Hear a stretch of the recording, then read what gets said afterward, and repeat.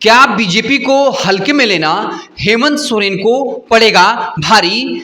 शिवराज सिंह चौहान और हेमंत बिस्व शर्मा को झारखंड का चुनाव प्रभारी और सहप्रभारी बनाने के पीछे क्या है बड़ी वजह? दोनों गैर आदिवासी हैं, फिर भी क्यों दी गई बड़ी जिम्मेदारी?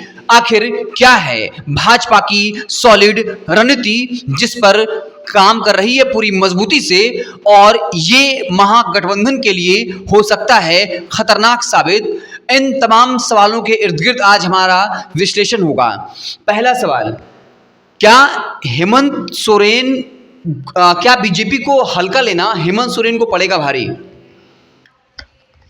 हेमंत सोरेन भाजपा को हल्के में नहीं ले रहे हैं, आपको बता दें, क्योंकि हेमंत सोरेन दो चीज़ें लगातार अपने भाषणों के माध्यम से कह रहे हैं। पहली चीज़, एक तो वो कोरोना काल की बात करते हैं कि कोरोना काल के वजह से वो काम नहीं करने पाए, और दूसरी चीज़ वो आदिवासियों के बीच में सहानुभूति बटोरने की कोशिश करते हैं। वो ये बार बार कहते हैं कि भाजपा उनके खिलाफ साजिश कर रही है। जिस तरह से वो जेल गए और उसके बाद आदिवासियों के बीच में सहानुभूति दिखी लोकसभा चुनाव में, तो अब वो खुले मंचों से ये कह रहे हैं कि भाजपा उनके खिलाफ साजिश कर रही है और उनका जेल जाने का जो प्रकरण है इसके पीछे भाजपा का हाथ है। तो खुले तौर पे हल्के में तो नहीं ले रहे हेमंत सोरेन भाजपा को, लेकिन हम ये भी कह सकते हैं कि हेमंत सोरेन जो है वो पूरी तरह से भाजपा से फाइट करने के लिए तैयार भी बताए जा रहे हैं, क्योंकि हेमंत सोरेन की जो रणनीति आदिवासियों के लिए बताई जा रही है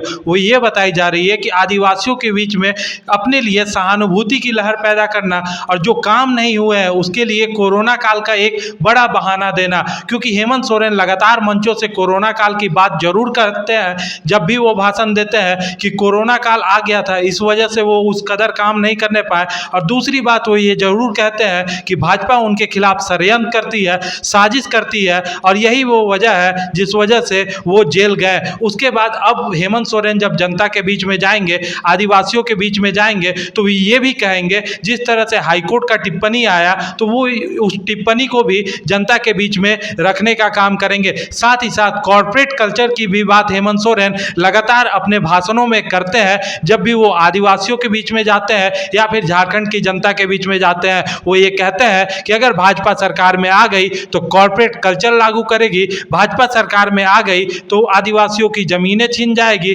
भाजपा सरकार में आ गई तो फिर जल जंगल जमीन को का जो आदिवासियों का जो हक है उसको छीनने का काम भाजपा करेगी। ये वो मुद्दे हैं जो मुद्दे जब भी हेमंत सोरेन जनता के बीच में जाते हैं हमेशा ही उठाते हैं। तो जब ये मुद्दे हेमंत सोरेन उठा रहे हैं तो हम ये नहीं कह सकते हैं कि भाजपा को हेमंत सोरेन हल्के में ले रहे हैं। हाँ, जो नरेटिव गढ़ने की कोशिश हेमंत सोरेन कर रहे हैं उसमें वो लगातार अभी तक कामयाब होते हुए दिखाई दे रहे हैं, लेकिन अब ये देखना होगा कि विधानसभा चुनाव में उनका नरेटिव किस तरह से काम करता है। क्या जो आदिवासियों के बीच में वो सहानुभूति जगाने की कोशिश करते हैं, वो सहानुभूति इस बार भी उनके लिए विधानसभा चुनाव में काम आता है कि नहीं आता है, ये देखने वाली बात है।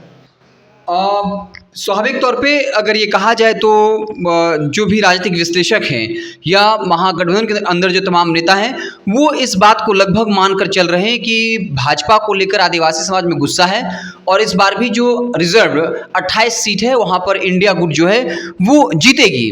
लेकिन आपको बता दें कि जो एक बड़ा सवाल है विवेक जी, ये उठता है कि शिवराज सिंह चौहान जो है मध्य प्रदेश के पूर्व मुख्यमंत्री हैं, गैर आदिवासी हैं, हेमंत बिस्व शर्मा हैं वो भी गैर आदिवासी हैं, तो फिर इन दोनों को प्रभारी से प्रभारी क्यों बनाया? इसका जवाब यही है, न शिवराज सिंह चौहान को यहाँ चुनाव लड़ना है और न ही हेमंत बिस्व शर्मा को यहाँ चुनाव लड़ना है। उन दोनों का काम है संगठन को मैनेज करना, जो आपसी फूट पड़ी है उसको मैनेज करना, और इस वजह से हेमंत बिस्व शर्मा आसाम से आते हैं, आदिवासियों की बहुलता वहाँ है, वहाँ पर हेमंत सोरेन जो है मुख्यमंत्री हैं। मध्य प्रदेश में आदिवासियों की बहुलता है, उस बीच में एक गैर आदिवासी मुख्यमंत्री है। मतलब शिवराज सिंह चौहान और हेमंत बिस्व शर्मा सबको मैनेज कर चलते हैं। और चूंकि आपको पता है कि हेमंत बिस्व शर्मा जैसे ही झारखंड आए तो एकक के आवास पर जाकर मिले, कोई पब्लिक मीटिंग नहीं की कि तमाम आदिवासी नेताओं को मिलाएं और मीटिंग किया, बल्कि हर एक आदिवासी, चाहे सीता सोरेन हो, गीता कोड़ा हो, इसके अलावा उरांव साहब हो, हर किसी के यहाँ वो पर्सनल आवास पर गए, उनके साथ बातचीत की, उनके दिल की बात सुनी, ताकि जो भी आपसी फूट है या खटास हुआ है, जिस तरीके से सीता सोरेन एक पर एक आरोप लगा रही थी, उन जो विवाद हैं उसको मैनेज करना तो हेमंत बिस्वा शर्मा का काम यही है किस तरीके से जो है आदिवासी नेता है उनको एकजुट किया जाए, ताकि विधानसभा चुनाव में कोई भी एक दूसरे के खिलाफ साजिश न करने पाए, एक दूसरे की टांग न खींचे, बल्कि मजबूती से हर कोई एक दूसरे का साथ दे। हेमंत शर्मा तमाम आदिवासी नेताओं को एकजुट करने में लग गए हैं। दूसरी तरफ शिवराज सिंह चौहान के बारे में कहा जाता है कि एक आम कार्यकर्ता बूथ स्तर का भी अगर उनके पास जाएगा तो सहजता से उनसे बात करता है, और शिवराज सिंह चौहान में ये काबिलियत है कि वो हर किसी को जो है वो मिलाकर चलते हैं। और शिवराज सिंह चौहान यहाँ आने वाले हैं और हर एक कार्यकर्ता से, बूथ स्तर के कार्यकर्ता से, प्रखंड अध्यक्ष से, हर किसी के साथ वार्ता करेंगे और संगठन को मजबूत करेंगे। और आपको पता है कि अगर संगठन मजबूत हो जाए, तमाम आदिवासी नेता अगर एक मंच पर आ जाएं और फिर एक साथ चुनाव लड़ें, तो 28 जो सीटें रिजर्व है वहां पर 8 से 10 सीटें निकालना बहुत मुश्किल नहीं है। और हेमंत बिस्वा शर्मा इसी कोशिश में है। अगर 28 में से 8-10 सीट भी अगर बीजेपी निकाल लेती है, क्योंकि अगर आप गीता कोड़ा की बात करें, सीता सोरेन की बात करें, सुदर्शन भगत की बात करिए, या फिर समीर उरांव की, अरुण उरांव की, ये बाबूलाल मरांडी, अर्जुन मुंडा, ये कद्दावर नेता हैं। ये जो नेता लोकसभा का चुनाव लड़े, कई ऐसे विधानसभा थे जहां कई हजार वोटों से लीड किया, यानी उस विधानसभा में बीजेपी की अच्छी पकड़ है। अगर वहां से आदिवासी कद का एक बड़ा नेता चुनाव लड़ता है और सारा संगठन मजबूती से खड़ा होता है, तो कम से कम 8-10 सीटें जो हैं वो बीजेपी जीत सकती है। और इस तरह से जो है कह सकते हैं कि बीजेपी अपने लिए कोई रणनीति बना सकती है जहां से वो सरकार में आ सके। विवेक जी, क्या आपको लगता है कि शिवराज सिंह चौहान हो या हेमंत बिस्वा शर्मा गैर आदिवासी हैं? ये सवाल उठाया जाता है कि दोनों गैर आदिवासी हैं, लेकिन क्या दोनों को अगर प्रभारी से प्रभारी बनाया गया है तो कुछ सोच समझ कर बनाया गया है? उसके पीछे की मुझे तो रणनीति यही लगती है, आपको क्या लगता है? हिमांशु जी, हेमंता बिस्वा शर्मा और शिवराज सिंह चौहान दो ऐसे नेता हैं। शिवराज सिंह चौहान जो एक सॉफ्ट नेता माने जाते हैं, हेमंता बिस्वा शर्मा जो एक फायर ब्रांड नेता माने जाते हैं। इन दोनों की जोड़ी को झारखंड में संगठन और चुनाव की तैयारियों के लिए लगाया गया है। आपको बता दें, ये दोनों जिस प्रदेश के मुख्यमंत्री, चाहे असम के मुख्यमंत्री हेमंता बिस्वा शर्मा अभी है, चाहे शिवराज सिंह चौहान मध्य प्रदेश के मुख्यमंत्री रहे थे, तो दोनों जगह जो है आदिवासियों की संख्या ज़्यादा है। आदिवासी जो है वो बहुल मात्रा में दोनों जगह है, फिर भी ये लोग वहाँ पे जीत कर सरकार चलाए हुए हैं। तो इनके पास आदिवासियों को मैनेज करने के लिए, आदिवासियों को खुश करने का इनके पास आइडिया है, इनके पास एक्सपीरियंस है। यही एक वजह है जिस वजह से इनको जो है झारखंड में लगाया गया है, क्योंकि आदिवासियों को साधने की पूरी तैयारी भाजपा बहुत लंबे समय से कर रही है। यही एक वजह है कि झारखंड के आदिवासी नेता जो भी भाजपा में है उनका कद बढ़ाया जा रहा है। जो भी आदिवासी सांसद चुनाव हारे हैं उनको विधानसभा चुनाव लड़वाने की बात की जा रही है। और यही एक वजह है जो हेमंता बिस्वा शर्मा जब झारखंड के दौरे पे आए थे तो वो 1 to 1 सभी आदिवासी नेता जो भी भाजपा में है, जो चुनाव हारे थे या बड़े नेता हैं, आदिवासी चेहरे हैं, उनके घर जाके उन्होंने मुलाकात की थी। ये मुलाकात बाहर नहीं हुई थी, ये मुलाकात कोई बड़ी मीटिंग नहीं हुई थी, बल्कि 1 to 1 उनके घर जाके मुलाकात की थी, पर्सनल मीटिंग की थी। तो कहीं ना कहीं ये संदेश देने की कोशिश की गई थी कि जो भी दूरियां हैं, जो भी उनके अंदर ऐसी कोई स्थिति होगी जिसके वजह से सामंजस्य ना बैठता हो, उसको दूर किया जाए चुनाव के पहले, और सभी मिलकर चुनाव लड़े। बाबूलाल मरांडी आदिवासियों के बड़े चेहरे हैं, अर्जुन मुंडा आदिवासियों के बड़े चेहरे हैं, गीता कोड़ा आदिवासियों की बड़ी चेहरा है, सीता सोरेन आदिवासियों के का बड़ा चेहरा है। इसी के साथ अरुण उरांव आदिवासी कम्युनिटी से आते हैं, समीर उरांव आदिवासी कम्युनिटी से आते हैं, आशा लकड़ा है भाजपा के पास। तो ये वो नेता है जो भाजपा के पास है, जिनका कद लगातार भाजपा बढ़ाते आ रही है। तो भाजपा झारखंड में आदिवासियों की पॉलिटिक्स कर रही है। भाजपा को पता है कि आजसू अगर महतो वोटरों को टारगेट कर ले और हम अगर आदिवासी वोटरों को टारगेट कर ले तो झारखंड में आसानी से सरकार बना सकते हैं, और यही एक रास्ता है झारखंड में सरकार बनाने का। तो भाजपा इसी नीति पर काम कर रही है। तो बीजेपी की रणनीति यही है। आपको बता दें कि शिवराज सिंह चौहान जो बड़े सॉफ्ट आदमी हैं, एक आम कार्यकर्ता से बड़े प्यार से मिलते हैं।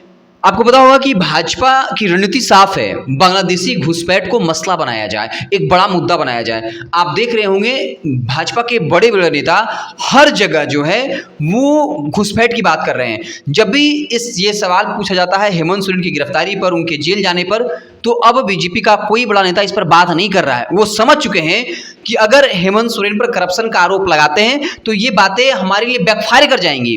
लोकसभा चुनाव में इसके परिणाम देखने को मिले हैं। और उसके बाद जो है वो हाईकोर्ट की टिप्पणी है, जहां हाईकोर्ट ने ये टिप्पणी की कि ऐसा कोई साक्ष्य प्रमाण नहीं है जो ये बताता हो या साबित करता हो कि हेमंत सोरेन जो है इस मामले में जो है उनकी भूमिका हो। इसके बाद अब चाहे हेमंत शर्मा हो या शिवराज सिंह चौहान हो, इस प्रश्न को गायब कर दे रहे हैं और एक ही मसला उठा रहे हैं, वो है बांग्लादेशी घुसपैठ का। यानी जो आदिवासी समाज के लोग हैं उनके अंदर ये भावना जगा रहे हैं कि एक मुस्लिम समुदाय का लोग बांग्लादेशी आपके यहाँ आता है, आपकी बेटी से शादी कर लेता है, यहाँ पर बस जाता है, तो वो उसे घर की प्रतिष्ठा के साथ जोड़ रहे हैं, लव जिहाद का मसला बना रहे हैं और आदिवासियों के सेंटिमेंट से जुड़ने की कोशिश कर रहे हैं। और इसलिए आपको समझ पा रहे होंगे कि भाजपा के तमाम दिग्गज नेता इस एक मैटर पर फोकस्ड हो गए हैं। हमने जब नेता प्रतिपक्ष अमर मौर्य का इंटरव्यू किया और कहा कि रोजगार आपके लिए बड़ा मुद्दा है या फिर घुसपैठ, उन्होंने कहा कि हमारी जब माई बेटी सुरक्षित नहीं रहेगी तो फिर रोजगार का क्या होगा।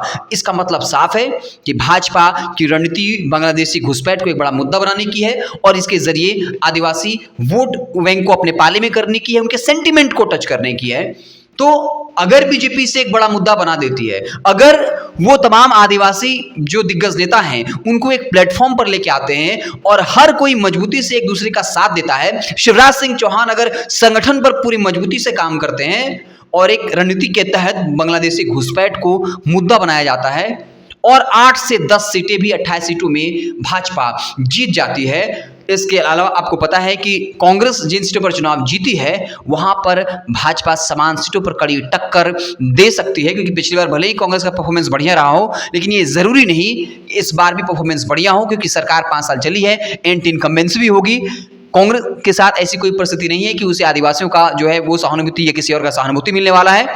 तो अगर 28 में से 8 से 10 सीटें बीजेपी जीत जाती है तब वो सरकार बनाने की स्थिति में आ जाएगी और 5 से 8 सीटों का अंतराल रहता भी है तो आप भाजपा को जानते हैं संसाधनों से भरपूर है। मध्य प्रदेश का उदाहरण सामने है, महाराष्ट्र का उदाहरण सामने है, राजस्थान में जो कोशिश की गई उसके उदाहरण सामने हैं और झारखंड का उदाहरण शामिल है जब हेमंत सोरेन तमाम विधायकों को जो है अलग अलग होटलों में शिफ्ट कर रहे थे और पिकनिक मना रहे थे। तो इसलिए भाजपा को हल्के में लेना इंडिया गुट के लिए घाटे का सौदा होगा, ना ही वो शिवराज सिंह चौहान और हेमंत शर्मा को हल्के में ले सकते हैं। आपको क्या लगता है, आप क्या कुछ सोचते हैं, कमेंट बॉक्स में ज़रूर बताइएगा। बहुत बहुत धन्यवाद।